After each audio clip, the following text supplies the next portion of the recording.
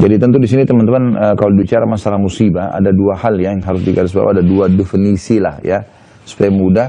Ada musibah dan ada bencana, beda ya. Kalau ada bahasa Indonesia pun beda. Kalau musibah teman-teman larinya kepada individual, kayak kita sakit, kehilangan barang, apalah, sumpek, sedih segala macam, kehilangan kerabat yang kita cintai, ini namanya musibah. Dan semua orang akan ditimpa musibah ini, ya, beriman atau kafir.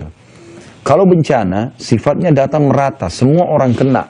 Kayak tsunami, banjir, gempa, apa segala macam. Kalau yang pertama, pasti kena. Beriman pun kita kena. Kalau orang beriman tujuannya untuk membersihkan dosanya kalau masih ada atau mendirikan derajatnya di surga. Jadi kadang-kadang di surga teman-teman ada derajat, kita nggak bisa jangkau kecuali 100 tahun sholat malam, 100 tahun bakti sama orang tua, 100 tahun sedekah. Tapi umur kita cuma 70. Itu pun yang kita pakai ibadah mungkin cuma 50 tahun. Tapi Allah mau kita jangkau tingkatan itu. Gimana caranya? Allah coba dengan 10 tahun penyakit. Allah coba dengan kegagalan beberapa kali usaha. Allah coba dalam masalah, apalah cobaan di anak, cobaan di pasangan, cobaan segala macam. Nah, ini untuk menjangkau derajat itu. Kalau orang-orang kafir atau orang fasik dengan cobaan dia, musibah individu ini, supaya dia sadar kalau dia salah dan dia kembali ke jalan Tuhannya. Kemudian kalau bencana tidak akan terjadi kecuali memang faktornya dosa. Nggak ada yang lain. Nggak ada yang lain. Teman-teman bisa lihat dalam surah Hud. Kalau saya tidak, ya surah Hud ini surah nomor 11 ayat 117. Ayat 117. A'udzu billahi minasyaitonir rajim. Wa ma kana rabbuka liyuhlikal qura bidzulmin wa ahluha muslihun. Bisa dibuka kalau punya program Quran. Buka surah Hud, surah nomor 11 ayatnya 117 ya. Coba dilihat ayat itu, saya bacakan dulu ya.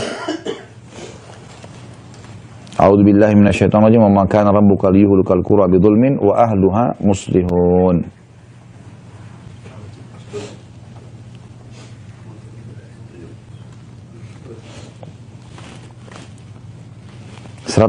ya.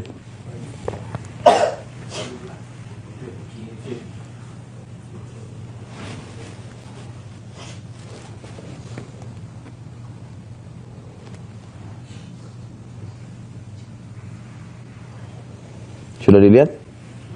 Ya, terjemahnya sudah bisa baca ya.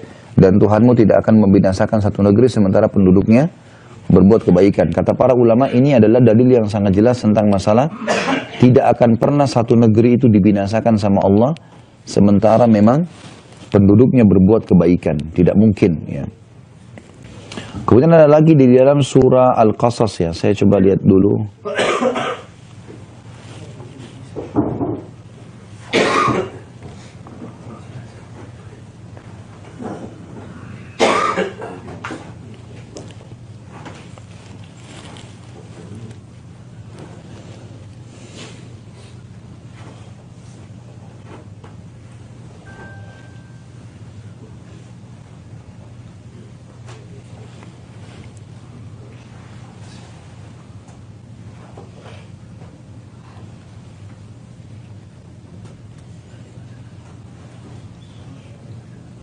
Sebentar saya cari dulu ayatnya ya.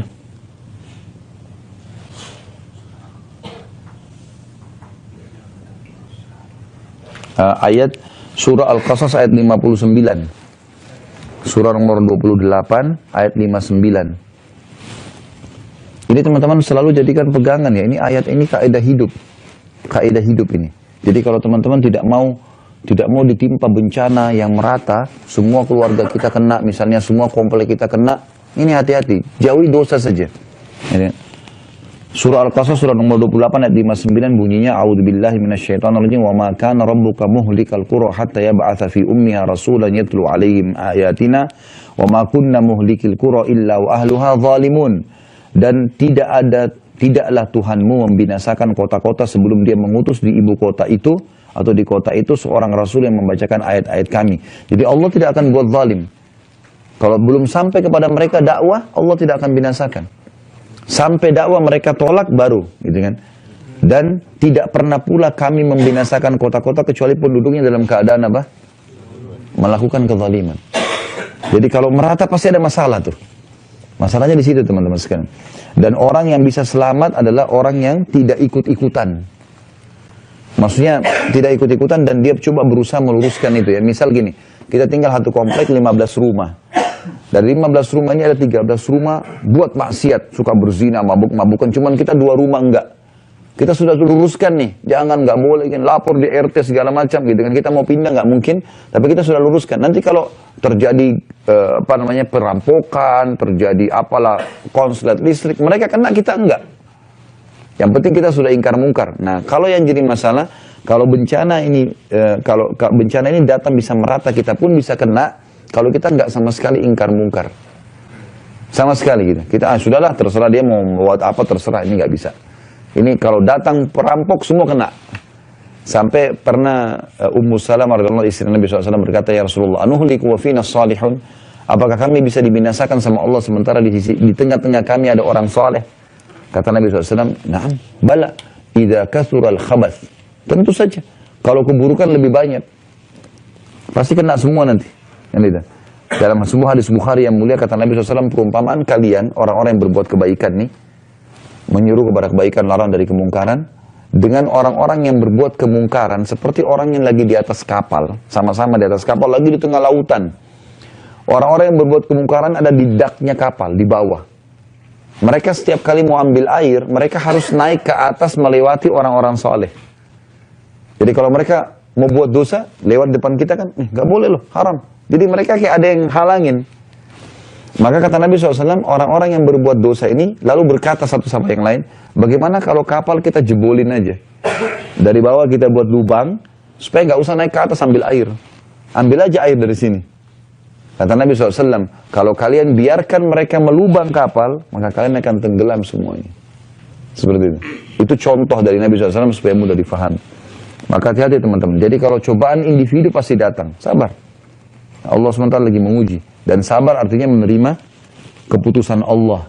Ya. Kemudian ikhtiar cari jalan keluar. Misal kita bangun tidur pagi flu. Oh ya Allah lagi coba saya. Kemudian ikhtiar. Minum obat segala macam. Itu sabar namanya. Sabar bukan elus dada duduk manis ya. Sama sekali. Suruh sabar, duduk silakan sabar. Duduk enggak. Keliru itu. Jadi sabar itu ikhtiar. Kita kalau ditipu orang, kita melapor ke polisi segala macam. Itu sabar namanya. Bukan berarti tidak sabar itu. Sabar justru terima takdir Allah, oh ini Allah lagi uji. Tapi ikhtiar. Baru katanya itu baru-baru dia silakan dengan sabar.